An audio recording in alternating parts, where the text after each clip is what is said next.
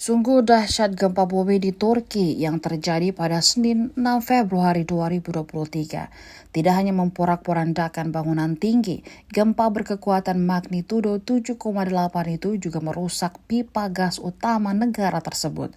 Akibatnya terjadi ledakan besar hingga api membumbung tinggi.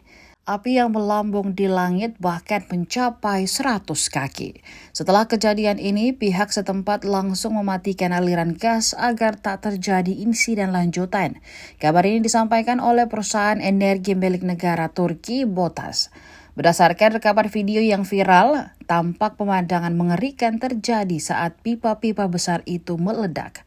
Saking besarnya ledakan tersebut, suasana gelap usai mati lampu tiba-tiba terang sejenak. Saking besarnya ledakan api yang ditimbulkan. Berdasarkan laporan BOTAS, aliran gas telah dihentikan di wilayah tersebut setelah ledakan. Saat ini, pihak BOTAS telah melakukan inspeksi pada semua infrastruktur gas yang rusak. Sementara itu, dari informasi yang diperoleh, lebih dari 600 orang tewas akibat gempa bermagnitudo 7,8 itu. Jumlah korban tewas dikhawatirkan mencapai ribuan setelah gempa besar tersebut terjadi. Selain itu, sejumlah bangunan bertingkat juga runtuh di beberapa wilayah. Kehancuran terpapar terjadi di dekat pusat gempa antara Kahramanmaraş dan Gaziantep.